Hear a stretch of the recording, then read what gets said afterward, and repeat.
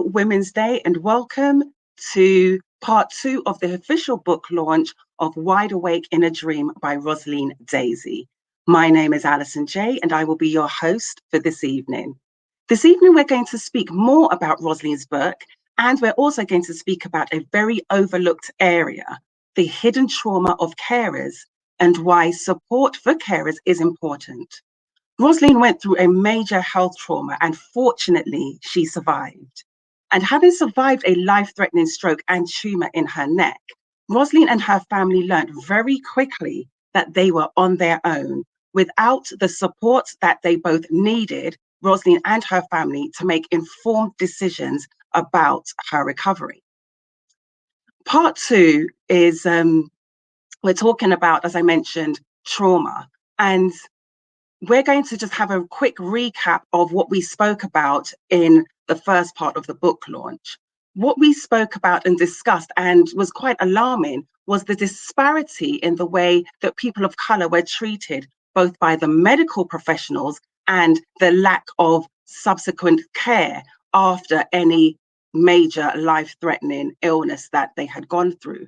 We spoke to the alarming non-existence of cultural specific support given to patients and their families. Today, we will be exploring the hidden trauma of carers and hearing from those who have first-hand experience of what it is to be the carer of a parent or family member that has undergone a major and, in some cases, life-threatening illness.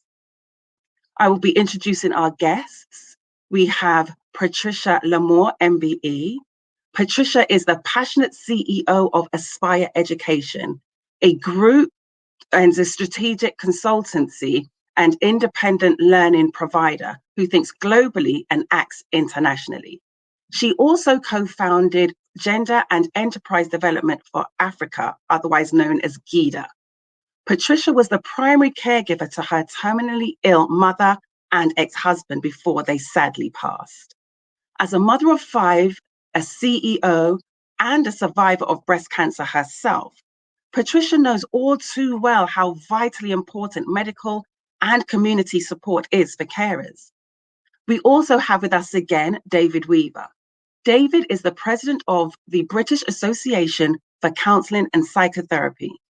As the carer to his elderly mother and a mental health professional and strategist for many years, David will speak to us about the effects of being a carer and raising awareness for the need and importance of resources for carers.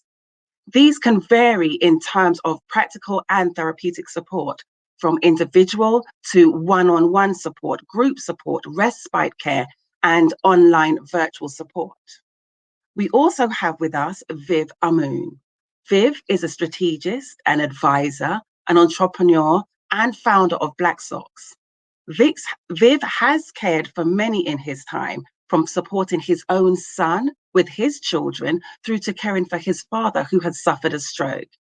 Viv is a psychotherapist, and he fully understands the benefits of having a solid support system that provides the support that the carers need. With us today is Fiona Small. Fiona is a motivational speaker and an entrepreneur. She is the founder and director of the Young Mums Support Network, which she launched in 2011. The creation of the Young Mums Support Network was in response to Fiona's desire to help young mums whom she recognized were in need of skills and tools to empower them to make informed decisions about their lives and their relationships. Fiona also has firsthand knowledge of what it is like to be the carer of a parent who has mental health challenges. Joining us also is Marika Mason. Marika is the chair of the Open Minds Alliance, otherwise known as OMA. OMA aims to promote the mental health and well-being of African and Caribbean people to achieve their aims, support four pillars: data poverty, advocacy, leadership, and community mobilization. Marika has worked with communities for several years, and also she too has first-hand experience of being a carer for a family member. Paula Bryan is also joining us. Paula is the co-founder and CEO of Carers for Carers, a social enterprise specializing in the well-being of carers and a coach supporting working carers to live a balanced life, which is vitally important, whilst juggling the demands of their care careers and the caring responsibilities that they have. Paula is a former carer with lived experience as a working young carer, working full-time, looking after and caring for her mother. And last but not least, we have Rosaline Daisy. Rosaline is a registered member of the British Association of Counselling and Psychotherapy, a cognitive behavioural therapist, a mother of 3. Rosaline is the author of the book Wide Awake in a Dream, the reason that we are all gathered here this evening. With over 30 years in public services as a social worker, probation officer, youth justice manager, and currently a therapist with the NHS, Rosaline is also a director of OMA, Open Minds Alliance, and a school governor. Rosaline now focuses her energies on improving access to mental health resources for the African Caribbean and heritage communities.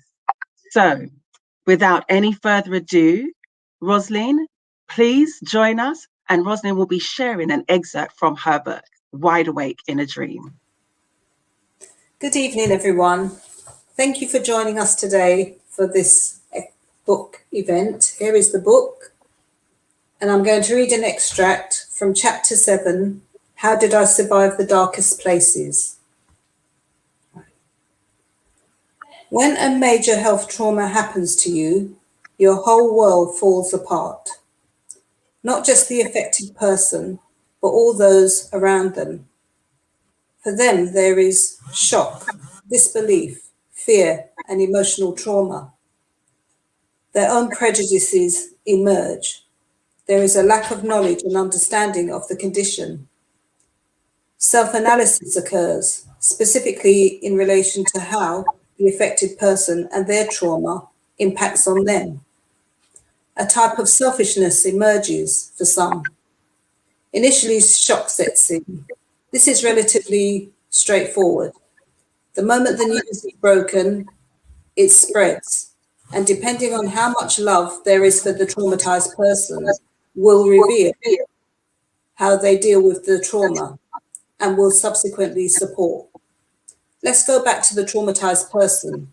This can be one of many people, not only the person who experienced the trauma, but also those around them. In my case, my husband, partner, was traumatized because the life he once knew was no more. The woman he thought he loved looked like a freak in a wheelchair, disabled.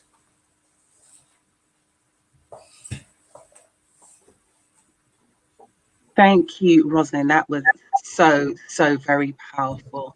And the fact that you pointed to how it affected your husband and the life he once knew. And that is so important, because a lot of people don't stop to realize and think that things may never be the same again. Thank you for sharing that with us. Now I'm going to bring on our guest, Patricia. Patricia is going to speak to us about the gender dynamics, the duality of being a female, a survivor of a health trauma, and being a carer. Patricia, welcome. Good evening, everyone. Good Happy evening. Women's Day to everybody. To all the women, let me say walk good, and to all the men, walk better. Okay.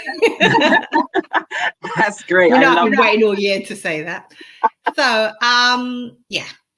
as you said, I have been a carer for, well, if I start off, I was a carer for my siblings, my younger siblings. I'm the eldest of 8 children. So since I've been a little girl, I've been caring. So it's like I've been used to looking after others. And I think when I first had my own trauma, my first critical illness, I was diagnosed with breast cancer in 2011. I don't think then I was ready to accept help. I wanted to still appear the strong woman, and I had to at that time. Unfortunately, my late husband then lost his job soon after. And so I had to actually work and be the breadwinner for the family. And we were in a foreign country. So it's like I couldn't really dwell on myself being critical illness. Is someone suffering from critical illness? I'm noticing I'm talking, it's lagging. I don't know if you can hear that. No, you're fine. You're fine. Yeah, you're fine. Okay, perhaps it's just me listening. Yeah, so the first time around, I didn't really fully accept my condition. Also, I was in a country where there was no support. You know, I was in one of the poorest countries in West Africa. There is no cancer clinic, no oncologist, etc. So I just basically took the tablets that I had to take for the last 10 years or 5 years or something, 5 years every day, and just got on with life, basically. The second time I was diagnosed with breast cancer was different. How so? The second time I decided that this time this was, it was even more serious. And therefore, so if I didn't get the wake up warning life call the first time, the second time. And 1 year after, my late husband was diagnosed with cancer also. So my 5 children were impacted by both their parents. And then about 2 years later, my mother was diagnosed with a terminal illness. So she was in palliative care. And I have been her carer, lead carer for on and off, decades. She actually lived with me. Now, I think one of the key things about being a carer as a woman, which I would advise any other women who are listening, is you have to ask for help. Do not assume a partner, your children, or other people will readily step up to that, particularly as a Black woman who's played a very major role as a strong person, breadwinner, provider, sorter outer, etc. So you actually have to enable that. But let me ask you something, though, because it's interesting that you mention and you say we have to ask for help. And to some people, that might seem like very, very simple.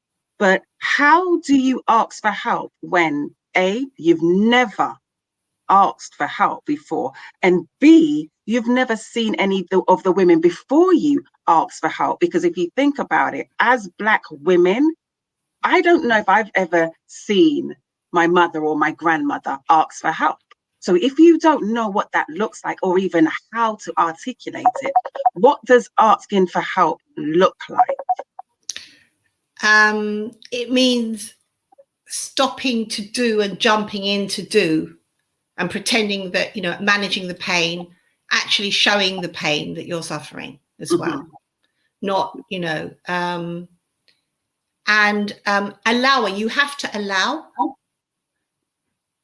that, it's not just a verbal thing.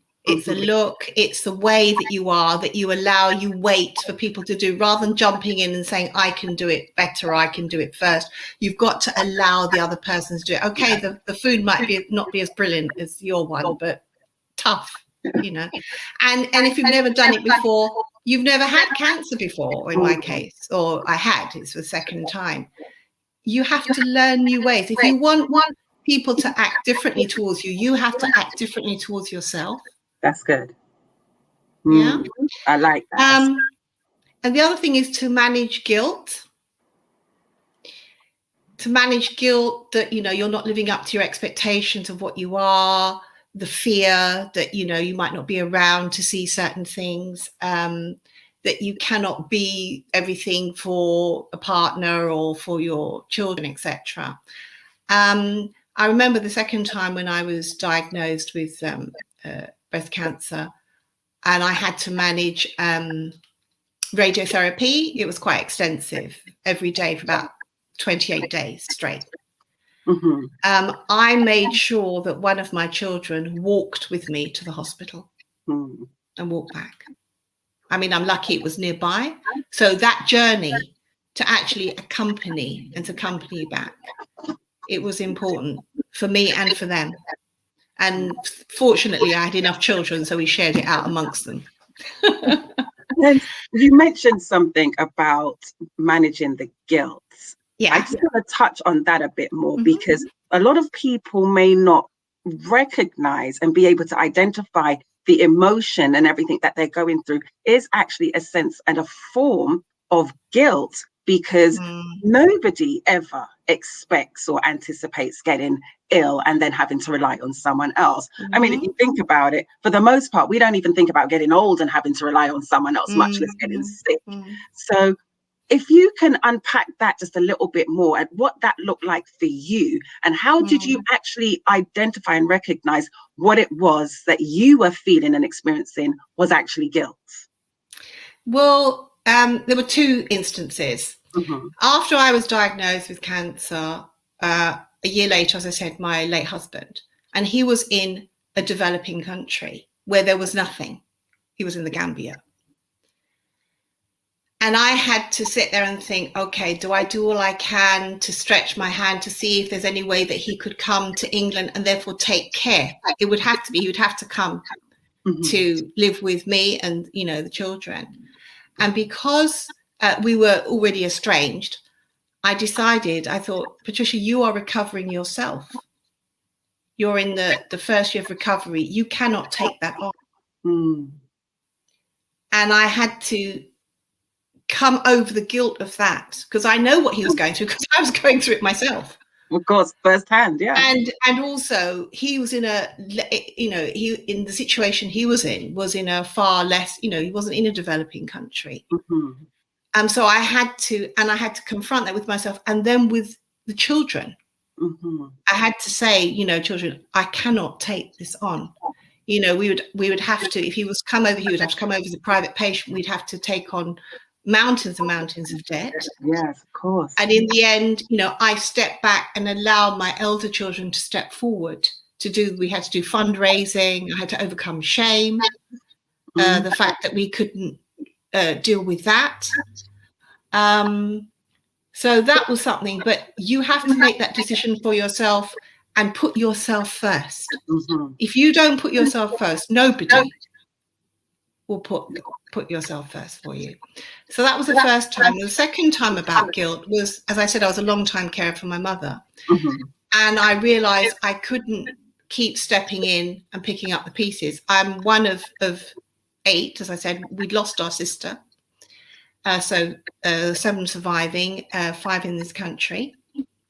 So I had to consciously step back and ask my other brothers and sisters to step up, to actually step in and visit my mother more regularly, see if they can manage her at home. She was living in a sheltered accommodation.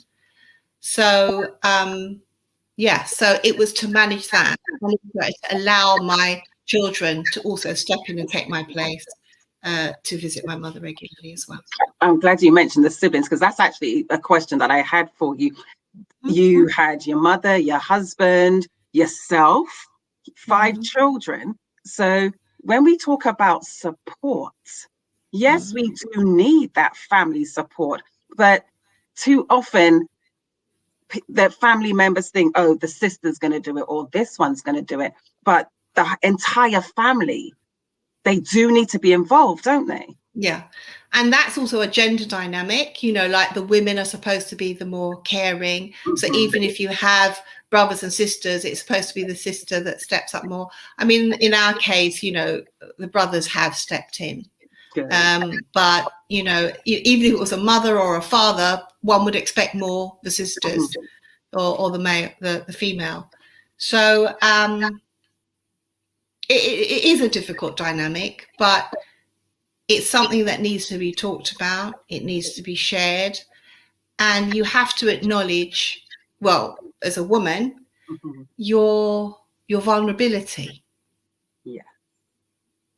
And many people think that vulnerability is a sign of weakness, when the reality is showing vulnerability is a sign of great strength. So, yeah, And I think it has definitely, for instance, the second time around, as I said, when I was diagnosed with cancer, the fact that I actively involved the children, and they were older as well, so I think they could take it more. I think that was important for both of us, you know, the siblings and myself. And counselling, that's the last thing. I actually took on board counselling. I had to change medication because it wasn't being as effective, or I was getting a lot of joint pain. So it was actually recognizing that and reaching out and asking for help and having time. And I talked to a lot of people about it, that I did do counselling, because I think that's another thing that we don't talk about, that we need that help. Of course, absolutely.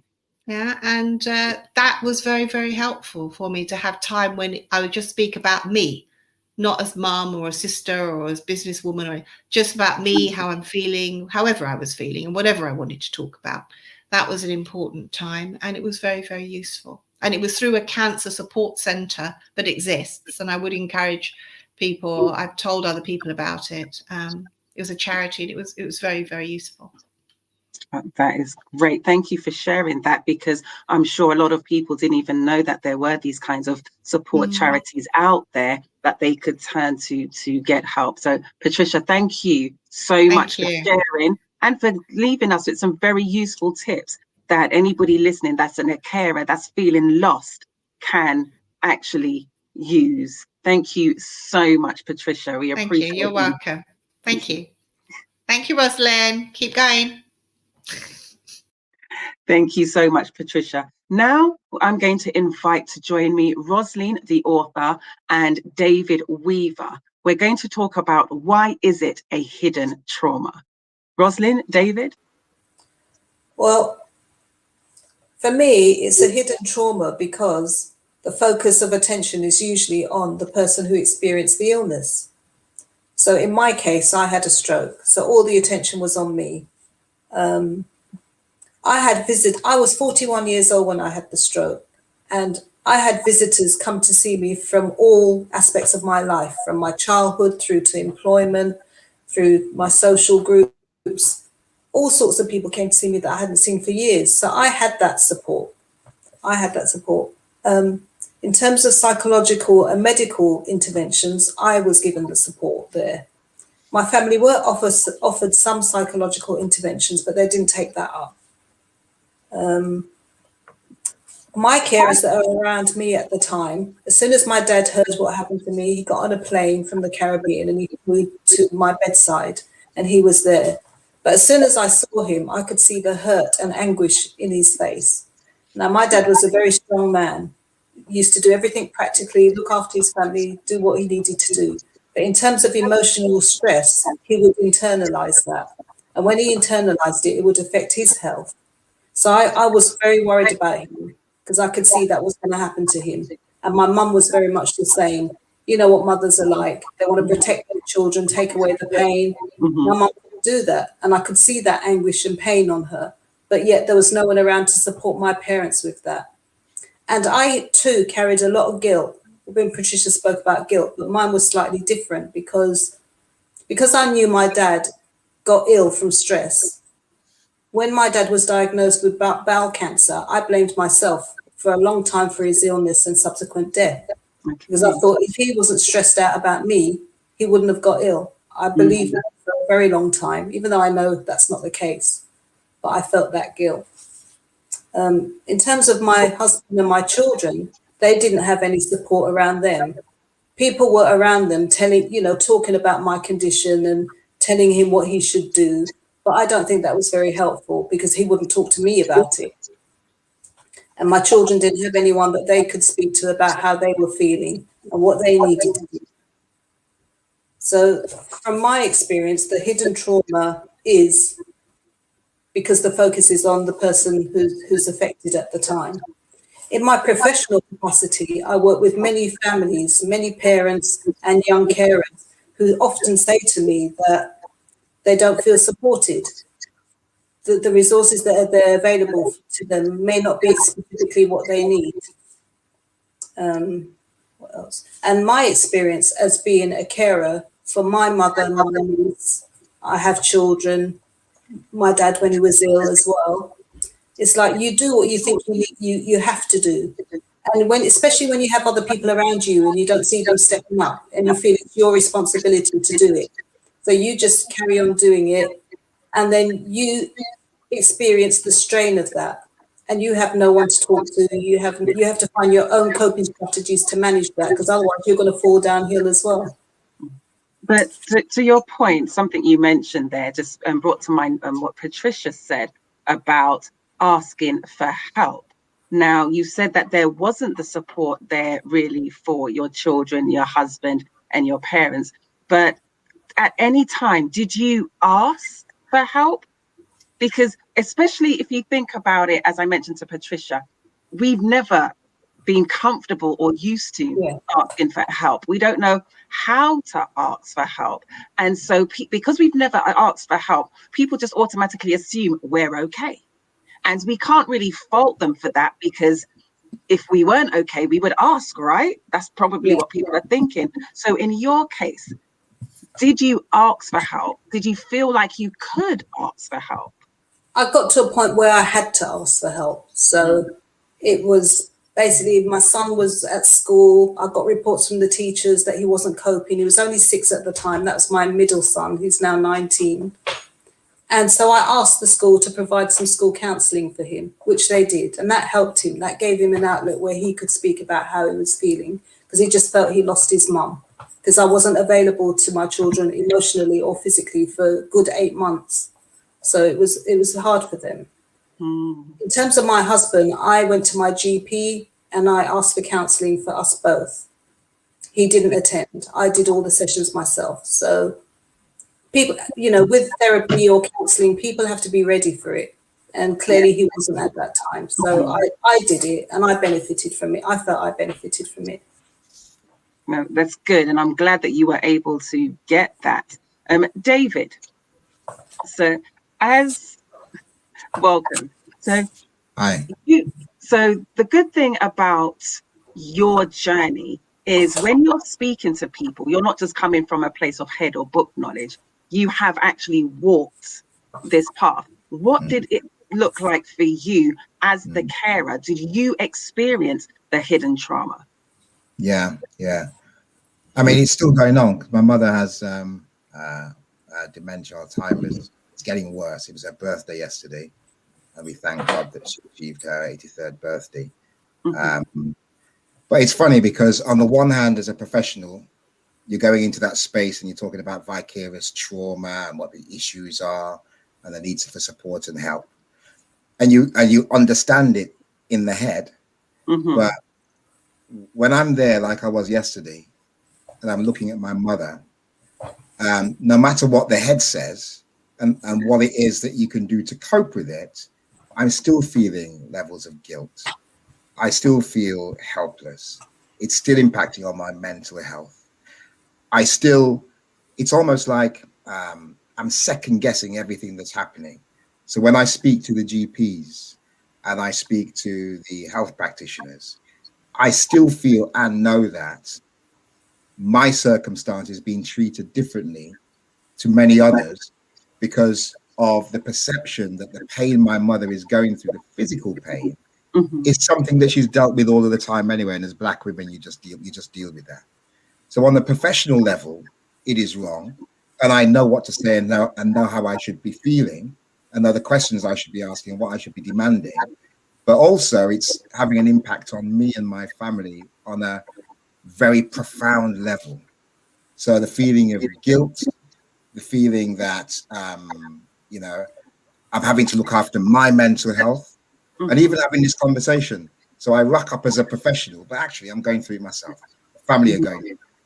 And you see how the state, and this is the key thing for me, the state relies on the carer, but doesn't acknowledge it. Yeah. So the carers prop up what is a system that doesn't take into account the carers and the value placed on the carer by the person that's being cared for. But actually, the kind of support that the carer needs, the state doesn't give. Who's caring for the carer? No. So that's the answer to the question, really.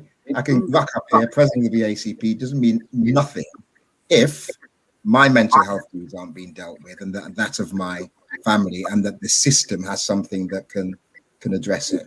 And the good thing about Rosalind's book is that it lays bare in really explicit terms what is going on, because that dynamic between just because you care for that person, I'll take myself out of the equation for a while. But suppose you have caring responsibilities for someone that you hitherto did not get on with, that there were challenges in your relationship with that particular individual, and you know that they know that actually there's an issue here. So the person feels, who has been cared for, I'm being a burden here, and they're feeling, why should I be doing this? And then even if the other person genuinely wants us to support, they understand that there's that dynamic. The person affected is not getting any support around that. The carer is not getting any support around that. So that feeling of guilt and that rupture in terms of not being able to support properly has an impact, not just on the person affected, but on the mental health of the person that is caring for them. So this whole thing can get really, really deep, and we can talk more and more about that dynamic and why it's so important, as Patricia says, to be thinking about yourself within that equation. The more you think about yourself and that you're not selfish, is the more you're supporting that particular individual. A lot of the stats show that it is the carer that you need to watch. My father is the primary carer, and I've seen my father move from being a very upright, authoritative individual to being someone that actually,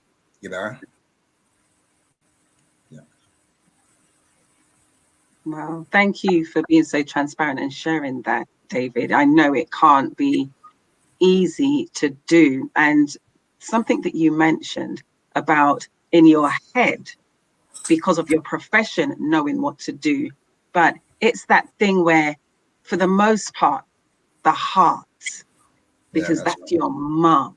Yeah, and it doesn't really, unless it's a child, it doesn't really get much closer to you than your mom. And seeing your transparency and your vulnerability hopefully will help somebody watching to know that I'm not losing it, for want of a better expression. Now, in your professional opinion, and also from what you've gone through personally, is there anything, anywhere, any place that you can direct people to? Because you've mentioned, and in part one, you did mention before then that the system is broken. We know the system is broken.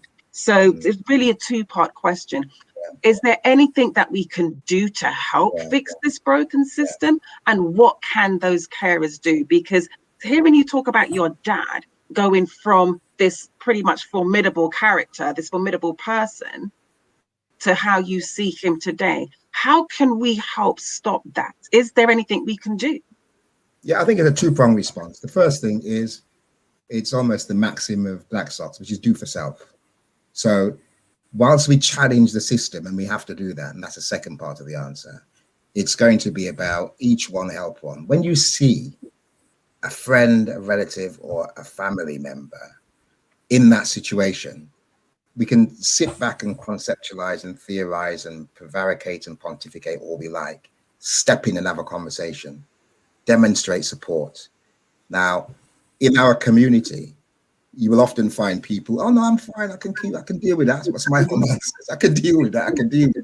And he's bargaining when he's on his own. So we've got to support our own. That's on an individual basis. Our faith organizations, a lot of them, we always slam down these faith organizations out, but a lot of them are doing it, but they can do more. Our community organizations, we can do more. So there's something about getting back to those old school values of each one care for one. There's that. Set up our own organizations, have our own drop-in centers. And some of that is happening already. I was listening to the news just the other day in Manchester, where an organization has said, you know what, enough of it. We're not getting any funds. Let's do this ourselves. And it's making a big difference for carers and for those people affected. And the second thing, we've got to challenge the system. We've got to challenge a system which is around more culturally appropriate therapeutic interventions for our communities. It's not rocket science. These things can be done. It's also about, and this is the whole system, including white and black, but there's some differences with us, is that it's got to value in terms of the benefit system, and how it supports carers,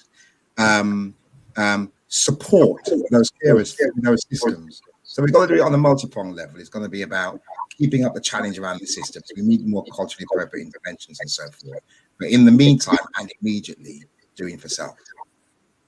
I like that. I like that, David. Thank you. I want to really delve into this so much more deeper with you, but unfortunately time will not permit. But thank you for that, doing for self and the importance of community.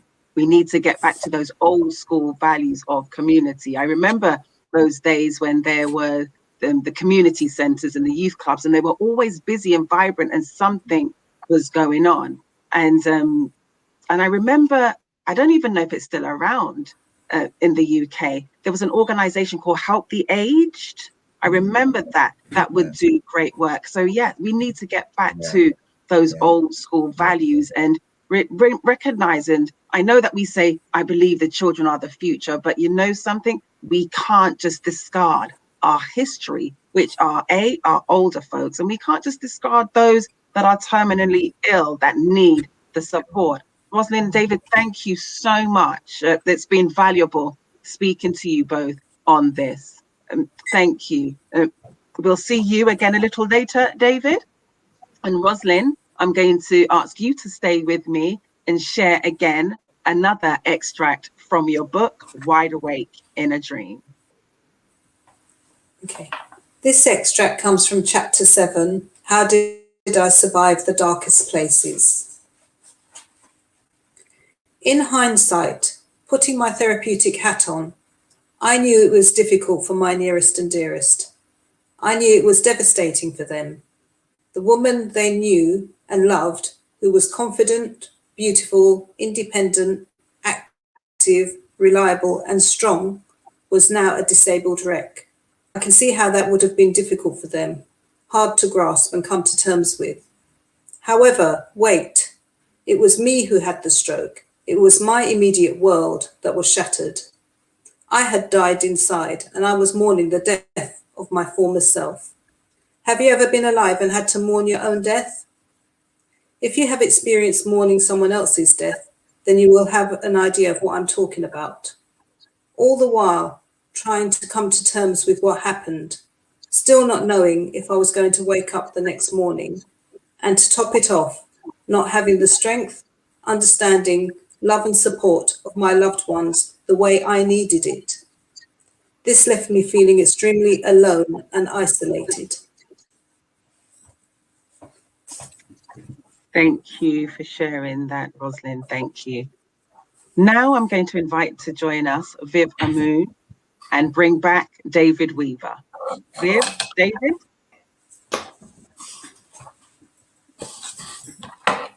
Whoa. Mr. Amoon, welcome. Thank you so much for joining us. I know how busy you are. So this is interesting because speaking to Patricia earlier and talking about the gender disparity, because it's pretty much always looked at as the sister or the daughter or the females in the family that are going to look after anybody that needs it, basically. But here we are, two gentlemen who are carers. Please, we've spoken to David, so I'll start with you, Viv. What is your journey? Wow. Well, it's interesting because the carer label for me, in my mindset, is a negative label. How so? Carers, yeah, because I think it's the way carers are depicted. Even during COVID, carers have been presented as, worthless. It's the whole social care scandal.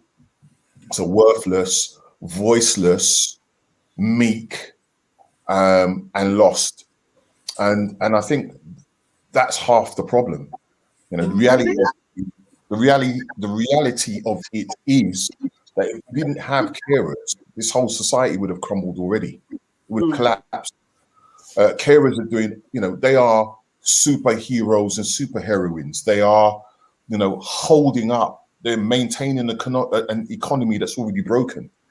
I mean, Patricia's story is a perfect example. This woman, has fought off cancer twice. She cared for her mum from, I think she was 14 or so, right up until she passed, whilst growing an international business, and providing a financial support for her ex-husband and ex-partner, doing all of that at the same time. That's a superhero, in any other definition of what the term is. Mm-hmm. So I think it's really important to, as well as we're talking about the challenges, also celebrate the fact that we're still here and we're still growing. And David Weaver is, good friend of mine, long-term friend.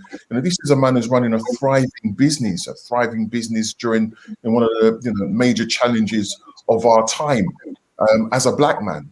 And so all of us here, Rosalind and so on, Rosalind came back and then effectively reinvented herself professionally, whilst at the same time overcoming her stroke and the debilitating impact that it had on her, and raising 3 young men. Mm-hmm. I mean, it's that's why I came on. It's a celebration, and we're not talking enough about the power that these individuals are bringing to the table. We don't end up in this role by accident. It's because we've got the back to cope with it. That's why we're here. And yes, it is stressful and challenging. And yet we're doing it. We're getting on with work. David's driving up and down from London to Nottingham and back again. It's just amazing. It's humbling. Mm-hmm. So for me, I had to look after my dad. I stepped up to look after my dad when he had his stroke. Because my dad had been a sky in my home. He was a naughty boy, but he was the sky in our home. He was the quintessential breadwinner. And so when I saw that man, and it was only a week before he had the stroke that he'd walked, 6 or 7 miles up to my house, myself and my then partner, and he'd come and my mum was in the granny flat, and they'd come, and they'd been divorced for about 30 years or so. And, as they were getting towards their 4th age, you could see them kind of gravitating back into the same space. I'd come home from work and they'd be in the kitchen giggling and laughing because they came from the same village. And I grew up in the same village in the Caribbean. The very next week, can't talk, can't swallow, can't go to the toilet on his own, can't wash himself. And, I said, I'm going to put him in private care. And they said to me, Viv, there's nothing that private care can do for him that we're not doing here. It's the same people. And it comes back to that point about feeling powerless. I thought, let me throw money at him. I said, no, money can't help you. Wow. Yeah? That's funny that you should say that. Sorry to cut you there, because don't people think that that's normally the answer, though? You throw money at it because money can buy you the best care, can't it? Well, obviously not. Alpha males like myself and Weaver, that's where we would go. If we can't bring the high authority into the space and start spokey, we know what we're talking about. And you're going to go to is the paper. And they basically said, we can't, it's not going to make it's not going to make a difference. He's in the best place. Well, with the Queen's husband, I'm not even going to call his name, the Queen's husband, they took him out of the private hospital and took him into the NHS for the heart surgery. Not the other way around. And after they finished with him, right, with our taxpayers' money, then they took him back to the private hospital for the extra money. Yeah. Right. So anyway, let me just land this because I'll go on. I'll talk. Yes, because I'm gonna. I was gonna jump in there with the hook. Yeah. So I just wanted to land that. So I had to run a business whilst at the same time looking after my dad, and I went into automatic pilot. I started running this business 9 to 5 when I'd grown it as a business that required me to be on it all the time. Mm-hmm. But you think you're still focused, but you're not. It's that kind of double think type thing. And when he finally passed, I'd say it took me 5 years, maybe 7 years to grieve. because I had it all bottled up inside, emotionally constipated, but I didn't know I was. And then also looking at it from a biblical perspective, the only way I could get the emotion out of me was through violence. And whilst, I'm a sophisticated, Renaissance black man, so it wasn't physical violence. You say so. The first thing I did when I went back to work was I cut the staff team. I lost my marriage on the back, and I know now it was that displaced emotion. And that's what I was going to ask you, when you were talking about how it was manifesting itself and you didn't even know that's what it was. When? I thought I was cleaning shop. But when did something happen? Was there a trigger? What was it that was like, hang on a second, this I can is tell you what great. it was. I can tell you what it was. Like I can feel it like it's today. I went back into the office and I thought to myself, hold on a minute. I've got a senior team of 13 individuals, and for the previous 15 years, I carried everybody. Right? I stepped off for 6 months to look after my dad and remote control, and the business has gone to pot, mate. That's all. And I just went straight into that mode. Review, cut. And I had the same attitude when I went to my home. Okay. But what was it when was that aha moment, that light bulb moment for you? Because I do want to go to David because time is against us. When was that moment for you that you realized that this behavior was as a manifestation of the stress, the pent up? I'd say it was about 3 years afterwards. 3 years, wow. Yeah, because but what I'm trying to get to was there anything specific that you can pinpoint? Yeah. I know what you're saying, but often it's not an aha moment. Okay. It's an easing into a realization. You get a moment of silence, and it's a cathartic moment. All I would say is that for me, because of the work I do and my training, I'm in constant reflection. So I'd say that realization was coming on me incrementally over time. Got and you. I bring the example of the constipation because there's something that wants to come out, and you facilitate it out, but it won't come until it's ready. Here's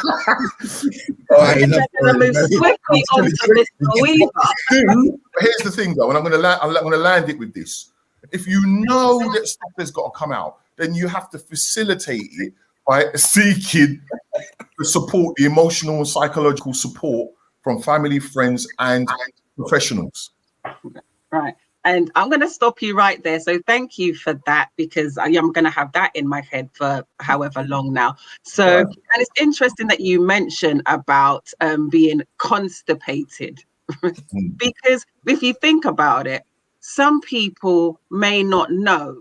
And if we can put it, we can use the analogy for the physical and as well what you're talking about, because you can be constipated, know that some things need to come out of you, but you just don't know what to take or what to do to get those things out, being both in the physical body and mentally, right? So I'm going to jump over to you now, David, because I really don't want to hear any more about chat box saying you need a good washout, Pat. Yeah. No, really, we're not even going to talk anymore about Viv's bowel movements. So, David, this program's making me bawl and laugh at this. I know, right? Listen, that is not what I was expecting to hear today at all. I'm glad, you know what, I'm going to digress for 30 seconds. I was watching Coming to America 2, and they showed that clip with Arsenio Hall with the drink, and I'm glad I didn't have the drink in my hand at that time, Viv. So thank you very much for that. So, so David, I'm going to jump over to you. And what I want to touch on is, do you think that being in the role of a carer as a man, and I pretty much know the answer to this, but for those that are listening that may not ever have had to be in that role, do you think, and how, if you can say, does it look different being the carer as a man and being the carer as a woman? I think sometimes people don't believe you. because it's the perception that a woman will be the carer. But you know what? The first time I called myself a carer was 3 weeks ago, and that was as a result of a conversation with Viv, because I was going on about running up and down the motorway, and I was making some reason for not being able to do something. And Viv, I don't even remember, but Viv stopped me and says, "We've just admit it, you're carer. That's what you are. You're Let me ask you, sorry, David, it's interesting that you say that, because one thing I want to get out is you referred to yourself as a carer for the first time about 3 weeks ago. After how long? Yeah. And it's funny, after doing no end of speeches about the different types of people that have caring responsibilities and are carers. So this comes back to your first question, which was the head and the heart and the actualization of it. And it was liberating. You know, it was liberating for two reasons. One was because I thought, you know what, I am doing something. It helped to address the guilt, because I always feel that I could be doing more. Helped to address the guilt. And it actually meant that I was embracing what it was that I am doing.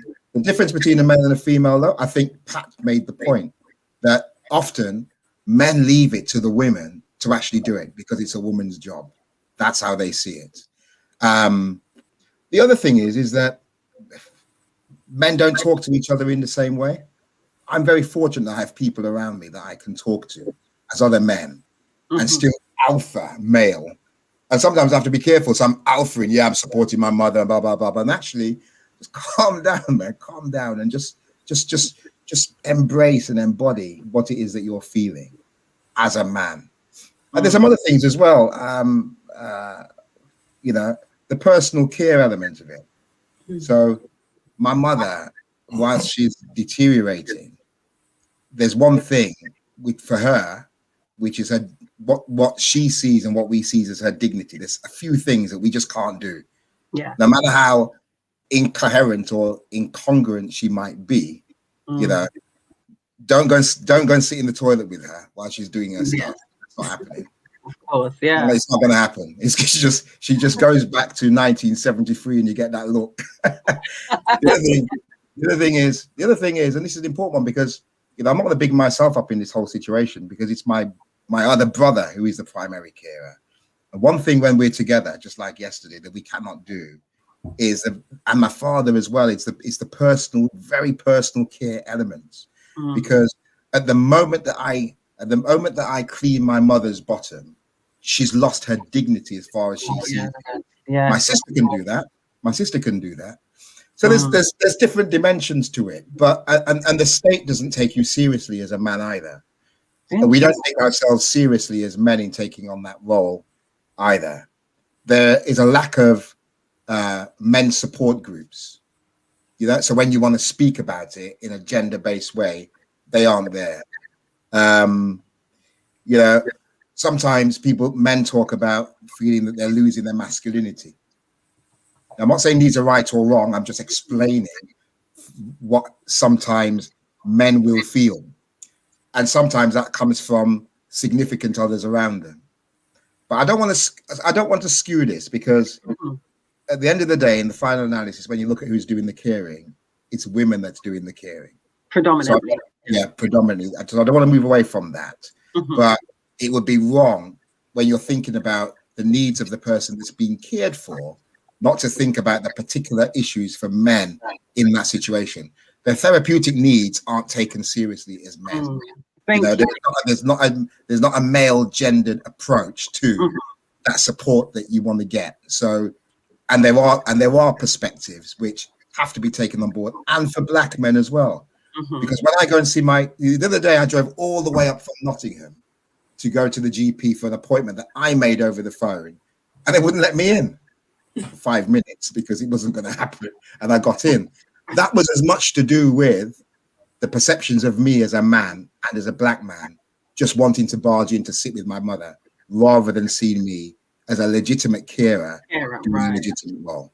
And thank you both. Thank you, David, and thank you, Viv. And something I just really want to highlight, David, I don't think by us talking about men as carers is actually taken away from the fact that it's predominantly women. I think it's important to know that there are men in this position. I think it's important to know that the needs of men as carers are going to differ to those of women, because again, to the point that we've made earlier, it's almost expected that the carer is going to be a woman, so therefore people view her differently, speak to her differently. And like in your case, guaranteed if it was your sister that went there, there would have been no question about her going in with your mum, whether she was the daughter, a paid carer or what. So it's not that we're taken away from that, but I honestly think it's important to know, so that from conversations like this, men hopefully can start to have a platform and come together to be there, and that's why to shoulder things with each other. Last quick point, because I know you want to move on. And that's why it's important to read Rosalind's book, because you see some of those dimensions around that interaction between the state and men, how men feel and how men react, how they react, and that being a distance to how they actually feel. It's laid bare explicitly some of those dynamics around men and just the carer piece in general. So it would be doing a disservice to this conversation if people don't just get that book and read it, really. Just my last point. I just wanted to commend Rosalind for producing such a beautiful book. And again, she's one of my super heroines. She and I met many years ago on Facebook when it was first launched, and she remembers that far back when Facebook was a good place. But it's just been so amazing to watch her grow and transition, do for herself and her family and her community at the same time, because she works with vulnerable young people on a daily basis. It's just really amazing. So many super heroines out there that don't get the opportunity or don't have the energy to produce what Rosalind's produced, whilst at the same time juggling all these other balls. So again, on International Women's Month, I just want to pay homage. Thank you. Dilo and more. Thank you so much. Well, we're going to be back with you, Viv and David, shortly. But now, thank you so much, Rosalind, Viv, and Dave, for your time. We'll see you shortly. But I just want to move on to Fiona Small. Fiona Small, she is the founder of the Young Mums Network, and she's going to talk to us about that. She's also going to talk to us about her experience of also being a businesswoman and a carer. We welcome you, Fiona. Hi, Fiona. Thank you. Thank you. You're very welcome. Thank you for joining us, and happy International Women's Day to you.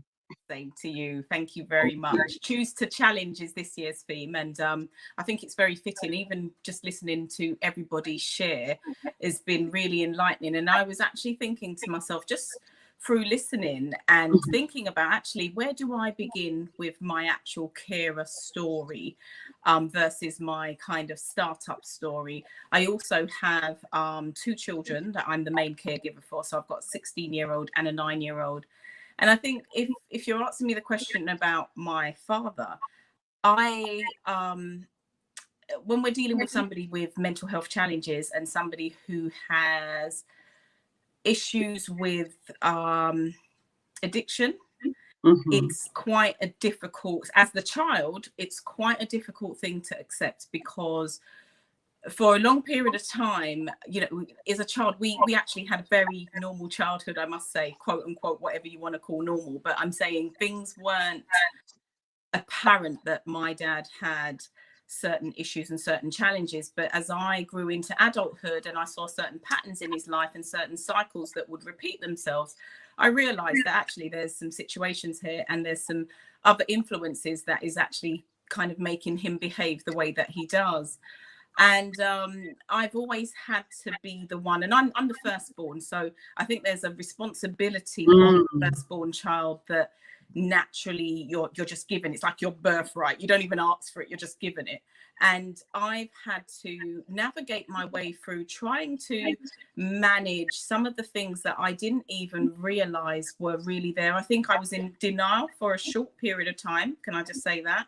Was in denial because daddy's girl, daddy's the best thing ever. Daddy ain't got no problems. Just leave my dad alone. That was me, always defending daddy. Leave my dad alone. Everybody's talking bad about him.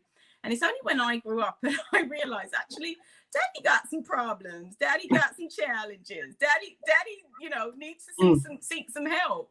And I tell you, one of the toughest times for me was having to try to get him help. And it was really, really, because he's quite a clever one. He knows how to play the system. So you're actually saying, these are the situations, and they're looking at him like, are you sure? He's absolutely fine. He's looking at you like, ha, gotcha. And then you're like, Dad, this is serious. We need to get you some help here. And I think for me, acceptance is one thing. Also knowing where to put it, because not only is he dad, he's also granddad. He's also granddad, and he's granddad to 9. There's 3 of us as children, and out of 3 they got 9 grandchildren. So there's 9 grandchildren that see this man as granddad. And I think when I reflect on some of the help that I've had to seek and some of the things that I've had to do, there was one weekend where I think I probably got about no more than about 4 hours sleep, and I was driving back and forth on the motorway, just backing and forth with trying to get some support, and the antics that were going on, just especially when we was in crisis. We was in crisis and stuff was going on, and I really I didn't know what to do. And interestingly enough, I actually had a speaking engagement to do at one of the buildings in the city, NatWest building, and the person who actually asked me to do the speaking engagement would never have known. And there's a picture, I always share it, and I always post it and say and you'd look at that picture and never know that I was running on about 3 hours sleep throughout that whole weekend. But I got up there and I showed up and I did my thing. Do you understand? I had to just push mental health aside, because there was nothing else I could do. I was committed to something, but at the same time, I knew that was going on in the background. But what I would like... I'm going to jump in right here. I'm sorry to cut you, but something you said made me have to jump in. You said I had to push mental health to the side. Yeah, for a minute. And if you think about it, we do that all the time, don't we? But I think this is the first I've heard it articulated like that. I had to push my mental health to the side and just keep going, keep pushing through, just literally keep it moving, right? Yeah, life goes on. Yeah, and so did there come a time when you realized, well, obviously there did, so what did it look like? Let me rephrase the question to you. When you realized that's what you'd been doing, you'd been pushing your mental health to the side. Good question. I think for me, it was, I know when I'm reaching burnout because I'm stressed. I'm probably pigging out a little bit on stuff that I shouldn't. So I'm comfort eating. I'm more restless than anything. And I've also had my own challenges with it in my early 20s. So I definitely understand that these are things that are they're in the bloodline. Not that I'm claiming it, but there are some things that are hereditary. Even if you want to deny it, there's some things that I have to just look into and know how to manage it. And I think as Viv and the great Lee Jasper and David Weaver has taught me, self-mastery is very key when it comes to understanding what your triggers are, when you need to switch off, and when you need to just take your foot off the pedal. And I think I've become super in tuned with my own self, especially if I'm, like I said, I'm a mother. If I'm that ratty mum where my children are just, any little thing I'm touchy or I'm shouting or everything is upset, I know actually I'm not functioning right. I'm not vibrating in the right frequency. What is going on with me? So there are some times when I've had to, even as a result, and also just recognizing there's a time when you have to leave things alone as well, as much as, and there's been a period of my life where I've had to know what my limitations are. Yeah.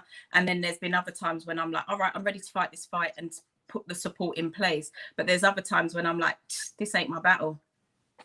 That is good, Fiona. That is good, because that's something that I know I have said to people. I said, listen, it's not every fight I'm invited to that I attend. And people have to know that there's some things you can RSVP no to.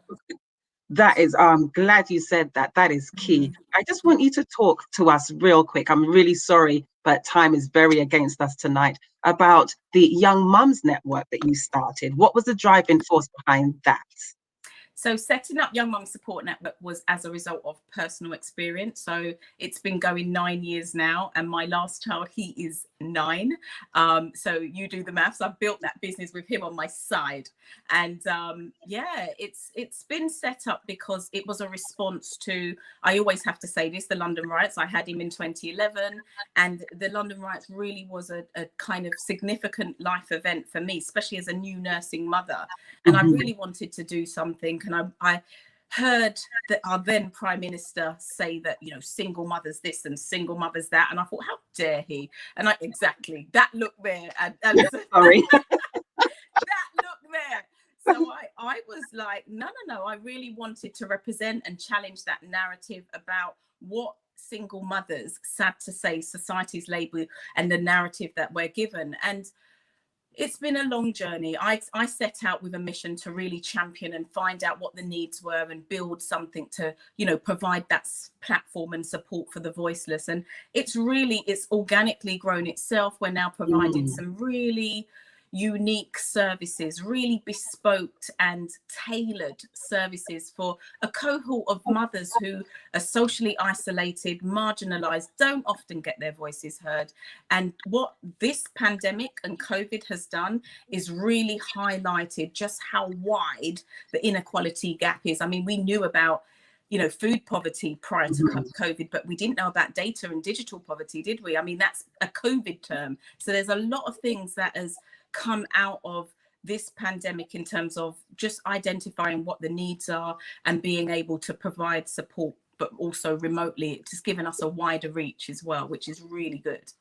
Thank you so much for sharing your story, your transparency, because I do believe transparency is key, because we need to be able to relate to people. And if everybody just thinks that, oh, we've just always had it together, that really is not helpful. People need to see and know that, look, as you said, I had to push my mental health to the side. I had to keep going. I had things to do. So Fiona, thank you so much for joining us and for sharing about your Young Mum Support Network and your journey with caring for your father. Thank you so much. And I look forward to speaking to you again at some point.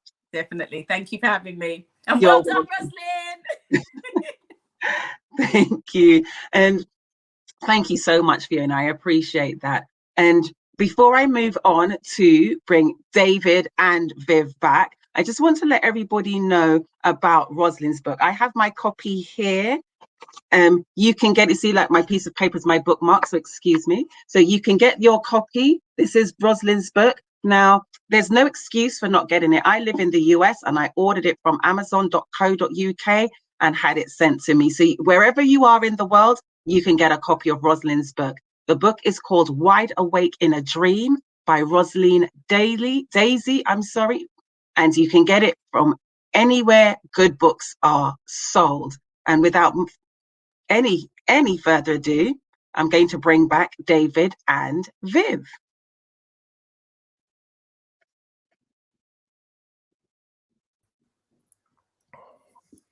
Yay. Hello again. Hello. Hello. So what we want to touch on today is carers' mental health, COVID and carers. And I'm going to jump in straight with you, David. But please remember to unmute yourself. So thank you. COVID and carers. How has COVID changed things? Well, COVID's added to take the carers element out of it. Increased stress, increased depression, proximity to death, disaster, despair, and add that then to being a carer within the COVID-19 context. You can't go out. You know, the feeling of guilt if you do have to venture out or come into contact with people. Are you going to impact the person's health or even your own health because of COVID-19? So, and you're not take the carer aspect out of it. People that are experiencing depression and anxiety and so forth need therapeutic support. They're not getting the therapeutic support. And if you're a carer, there's a double whammy in relation to that. So, you know, you're thinking about the safety and the mental health and the physical health of the person you're caring for. Sometimes over and above that, which you're thinking about in relation to yourself. And then there's the guilt. And then there is the trauma, because as time develops, the traumatic impacts of COVID-19 are going to be laid bare on individuals, because trauma kicks in years after, time after the actual event. If you're in a caring position, or you were as a carer, and that person is gone, there could be a trauma in you thinking that actually somehow you had some responsibility for that. So it's all the things that we talk about in terms of trauma, anxiety, depression, but the double whammy of being a carer in this particular environment and the restrictions and so forth. And remember, you know, you're not being financially resourced properly, because carers aren't. You're not being recognized. You might be being blamed. I mean, sometimes I think about my old man, and you know, I ring him up and I say, Dad, have you checked my mother's blood pressure yet? And he'll say, yeah, but what happened? Oh, she's not bad. And I say, what do you mean not bad? And so she drank water. And then he'll say something like, he'll say something that implies that we're blaming him. I said, no, we're not blaming you. But if you're in that situation all the time, and especially bang in the middle of this pandemic, you being blamed, you being second guessed. Everybody that's speaking to you is not speaking about you. I might do a cursory. Someone might say to me, yeah, Dave, so yeah, how are you? Yeah, fine. So how's your mom then? So the COVID-19 piece exacerbates an already horrible situation in terms of the mental health and the well-being of the carer. And it's something that you said there that's very interesting, that people are calling, but your poor dad, bless his heart, nobody's really calling to speak to, like, to have a chat with dad. It's literally they're calling because they've got a checklist of, Dad, did you check her blood pressure? Dad, is she drinking water? Dad, did you give her the medicine? And you know what, Alice? And then I'll ring him sometimes and I say to myself, you know what, I'm going to speak to Dad, because then the psychotherapist and the cancer side of me kicks in. But then so I'll speak to him and he's thinking, don't patronize me. You want to speak to my mother, really? So let me just put her on the. You know what I mean? So isn't that because you set the pattern, though? If you think about from your father's point of view, though, isn't that because that's how it always is? Because that's what everybody's been doing. So now it's a case of, listen, you all don't want me. It's just like, listen, this isn't even you don't want me. You want to know about your mum. Cut to the quick.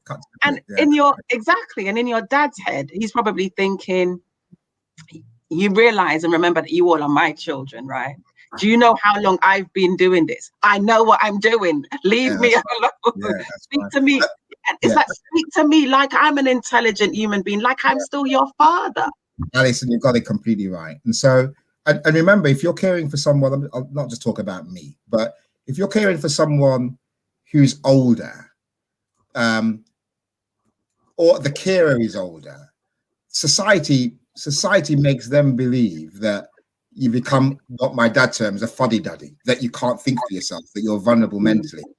So if you're feeling that people are feeling that, whether it's true or not, and especially in the middle of this pandemic where everyone's making judgments about, you know, social distancing, you're going to take the vaccine, etc., etc., etc., you can understand the heavier emotional impact it's having on carers. So just in short, COVID-19 exacerbates all what's already there, and your proximity to death, disaster, fear, concern for the person, underpinned by COVID-19 and the dangers that poses, really impacts the mental health of the because the thing is, to your point, their mental health is, because when you spoke earlier, the mental health's impacted anyway. And then when you add all of this, because especially during this time, if we're honest, they don't know what's going on. They just don't. It just can't help the mental health. So I'm going to jump in and ask Viv very quickly. Viv, very quickly, give us your take on COVID-19 or COVID and carers. Quickly. Everything that David said. Okay, well, thank you so much. No, but he's in that That's the first time ever he said that. I'm aware there are other speakers waiting, and I think you articulated the key points very well, David. I'm only going to replicate what you said. I mean, the one bit I would add is that trauma, especially vicarious trauma, is something we're experiencing in time. So it's impacting us right now. But many of us, especially those of us who think we're strong, are not conscious of the fact that we're experiencing it. And it's about knowing how it manifests itself. So in me, I become indecisive, which is something I'm not normally prone to. And understanding those little telltale signs are part of a much deeper underlying issue that we need to address through talking with others and support. Thank you, Viv. Thank you. I really appreciate you guys in your professional capacity. And one of the things I'm really loving about this is how you're talking about the professional capacity head and what's going on for you with your parents and heart. So thank you. And that's what people really need to see, the vulnerability of strong Black men, Black businessmen going through this, and their views, their takes, their experiences, and the journey they're going through. So I thank you both so much. And David, just so that you know, this is live and recorded. So that thing where Viv said everything David said, you got it forever. Alison, thanks very much. And Rosalind, and remember, go out, buy that book. Not buying that book does this discussion a disservice. Get the book, read it, get the insights, articulate far better than I could ever do so. So thank you. Absolutely. And I'll hold up my copy again. I have my copy of the book, Wide Awake in a Dream. You can buy it from Amazon and anywhere all good books are sold. David, Viv, as always, it has been an absolute pleasure. Thank you so much for your time this evening. Thank you, Ali. Thank you. Now we're going to move on to Marika Mason. Marika is going to share her experiences with us and her journey as being a carer. Marika?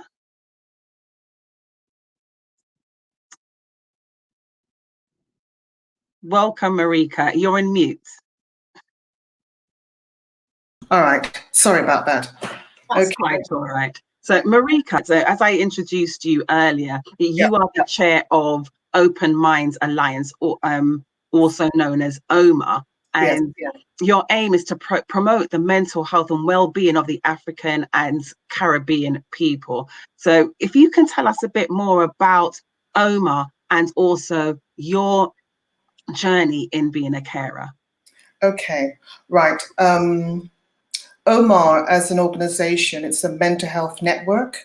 And what we're seeking to do is to bring together tools and resources within our community and the broader community as well, that will work to promote our mental well-being on a preventative basis. So we don't go so much into crisis and show up in terms of acute mental health services.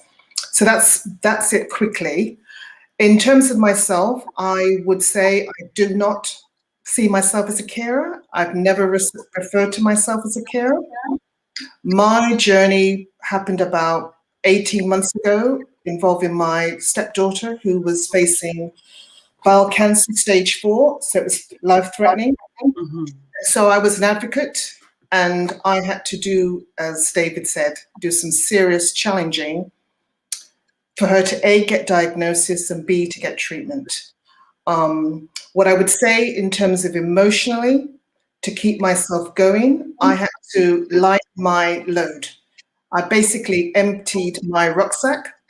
I closed down my business. I canceled all my teaching classes, and I became her advocate full-time, 7 days a week, 365 days a year. And that kept going for about 15 months nonstop. So where are we now? Well, after the physical issues and coming out of that and her recovering from that, there's the mental health fallout. And that's what I'm grappling with now for herself and for myself in terms of that. And what I would say is, in terms of Rosalind's, the last section that she read out when she spoke about isolation, I knew exactly what she was talking about. And I just think when we're talking about cancer as a life-threatening condition, which is going to affect 1 out of every 2 of us in the United Kingdom, I don't think there's enough understanding of it. And I didn't see much in terms of support in terms of it. So it was, like I said, I felt like I had a rucksack on. I'd emptied out a lot of stuff and I stripped away a lot of connections, a lot of business, and I let loose quite a few friends because I wasn't messing. My stepdaughter was fighting for her life and this was no joke. That's it. Thank you, Marika. And can I just ask you, what was it that made you say, that's it, I am not going to refer to myself as a carer? Because that's just the automatic title that is just given, isn't it? Just a blanket sweeping statement. Well, I didn't see myself as powerless, and I needed to match the power and control as exerted by the consultants in the NHS. And I needed to speak to them and communicate with them as an equal. And I wasn't going to minimize myself because I wouldn't get the service that my Sophie needed. And I needed to let them know that I was not ramping. Yeah. Let your voice be heard, basically. Yes, very clearly. Yeah. And it's interesting that you say that because you've mirrored what Viv has said about how carers are seen. Carers are seen as pretty much, in one word, the downtrodden, aren't they? Yes. Oh, yes. And in order to be heard, you have to say, hello, no, as you use that word. I am not her carer. I am her advocate. So as an advocate, this is what we're going to do. It's almost like, basically it was just like, listen, we're taking the earrings out. We're going in there because this is what we're going to do. We're going to fight to get what it is that we need. So that's interesting. And I'm so glad that you said that, Marika, because people can now know that, something, I have a voice. I can go and fight for what is needed for my loved one and for ourselves as a unit to get that support, to get the help that we need. And do you think that is where a lot of it, that's what, to David's point and Viv's point about the system being broken, do you think that's what the system relies on, people thinking they don't have a voice and just have to be led and just take whatever they're given?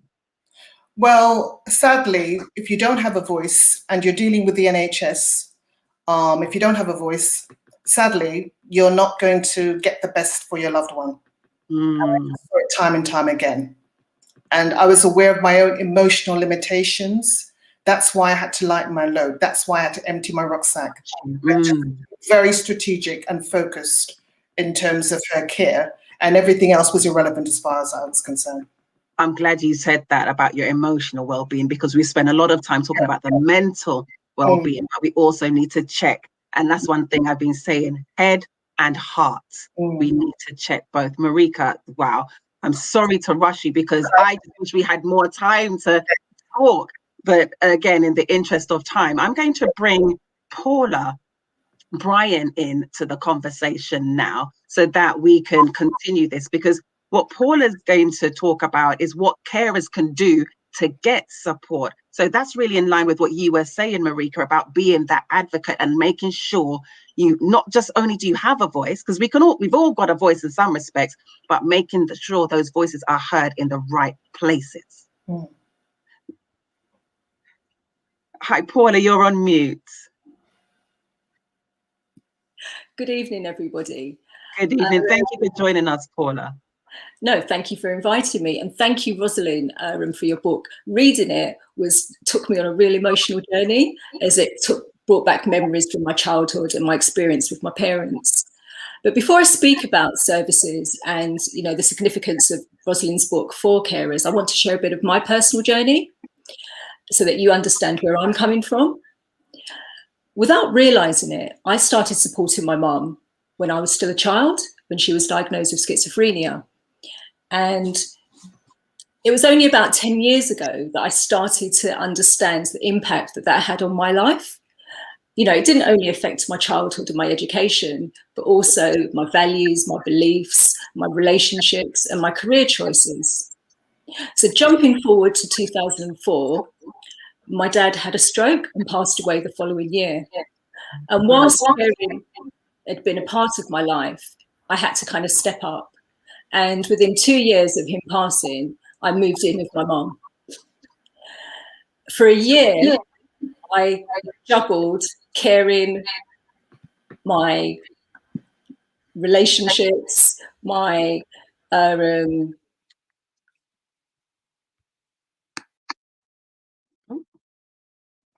Okay, we seem to have lost Paula. Okay, we seem to have lost Paula. For all watching, my apologies, but I'll continue with speaking to you, Marika. And as an advocate, can you share some of the things that you did to make your voice heard and get the resources and the support that you needed for you said stepdaughter Sophie? Yeah. I liaised a lot with the clinical commission, the clinical team. So I would get communication from consultants, and I would double check it, with a private sector health provider, and also in Macmillan Cancer. They've got a clinical team where you just break down what the diagnosis, what the treatment is, what the options are. So I got very scientific about the whole journey in terms of the cancer journey, and mapping it out so that I could then work in terms of supporting Sophie and break down some of the fears and the anxieties that she had about the whole journey, basically. And every step of the way, I deconstructed it. Thank you so much. Thank you for sharing that, because we've been speaking about things and that there is a lack of resources, but I just wanted to make sure that people were able to get hold of and are aware of the very little resources that are available. Thank you. Oh, Paula is back. Thank you so much for coming back on, Paula. Sorry, you were saying you were talking a bit about your journey with your parents. Yeah, by the time I moved back home, my mum's health had deteriorated.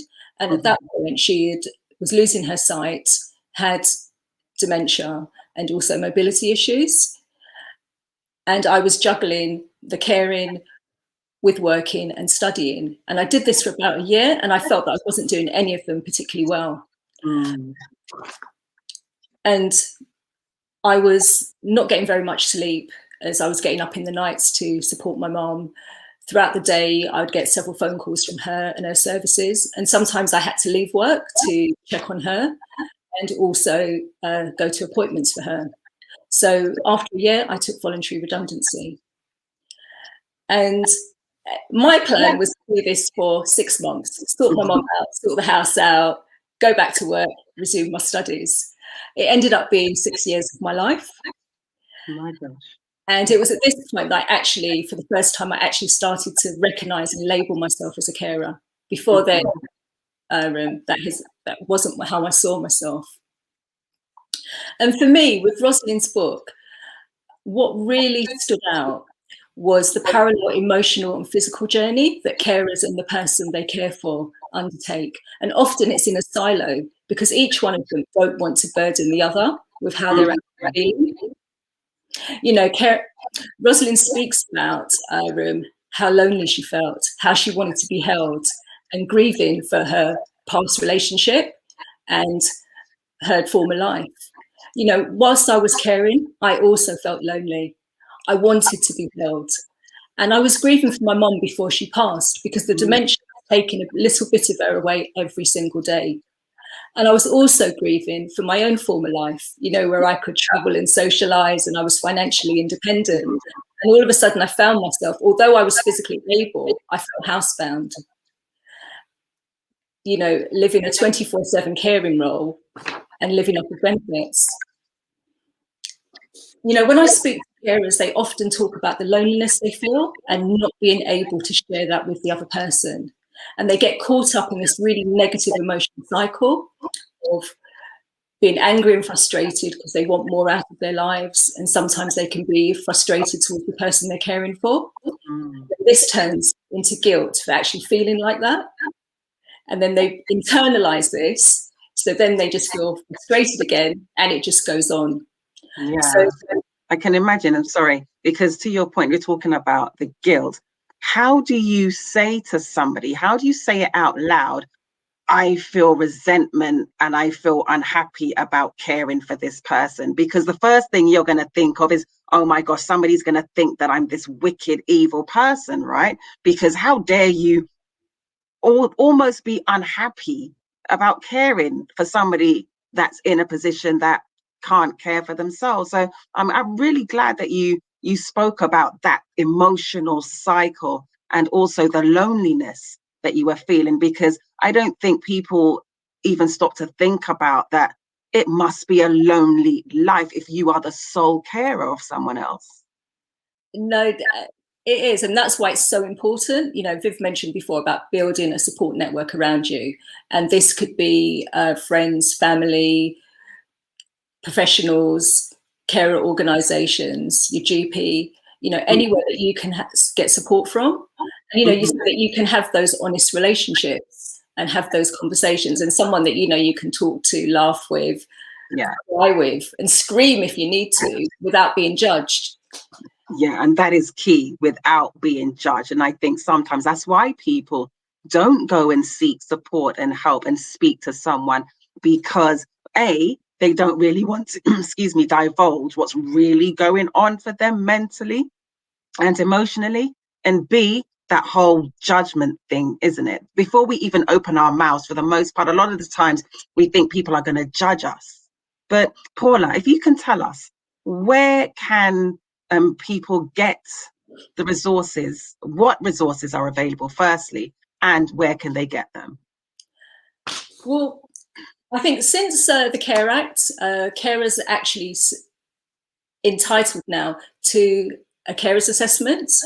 So, and also statutory services are obliged to provide services for you as a carer, whereas before they were always tied to the person you were caring for. Okay. So the first place I would start is your local carer centre. Mm-hmm. You know, as well as putting you in touch with local services and supporting you, they can refer you on. And it's a good way to meet other carers in your area. Okay, and sorry, that's so every area should have a local carers centre? The majority of areas do. If not, you may have to go to another borough or county, but most areas you'll find one. But nationally, there are two kind of key organisations that you can go to. There's Carers UK and Carers Trust. Carers UK are brilliant for campaigning, advocacy and policy. And they also have like some really good digital services. And Carers Trust, if you're supporting a young carer, that's the place to start. If you're supporting a young carer, often the services for them are hidden within other services. So they'll be part of like a carer or a youth organisation's work or within a school. And it is really very much in its infancy. So only last year they set up an all-party parliamentary group for young carers. Okay, that's good to know, and thank you for sharing that, and thank you for letting people know where they can go to look for resources and get support and help locally to them. Paula, Marika, I just want to thank you both so much for coming on today, sharing your experiences and your journey with us, and just informing us of what help people can get and where they can go to get it. So thank you both so very much. I really appreciate you joining us tonight. Thank you. And thank you so much, everyone that has been with us this evening and listened to all of our speakers. Thank you for your support in being here. And before I go, I just want to mention another time Rosalind's book. Again, you can buy the book from Amazon. It ships anywhere in the world. I can testify to that. I got mine right here sent to me, and I live in the US. You can buy it from anywhere good books are sold. The book is Wide Awake in a Dream by Rosalind Daisy. As you can see, my copy of the book there, holding it to the camera. Okay, so thank you again for joining us. And I'd like to bring Rosalind back on now. Rosalind, our author, just to give her acknowledgements. And again, thank you so much for being with us this evening. We appreciate your support and we appreciate you taking the time to be here. Rosalind, over to you.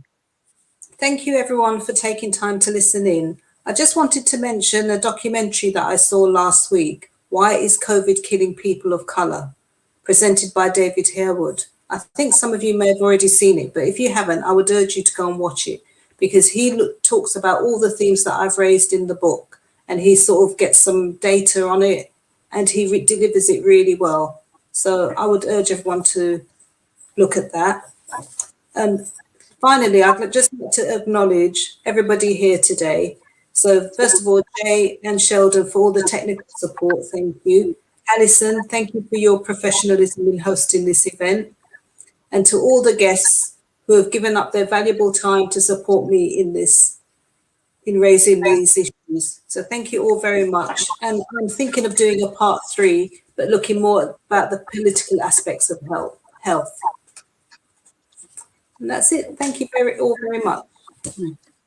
Thank you, everyone, and have a wonderful night. Be blessed. Let's get the book.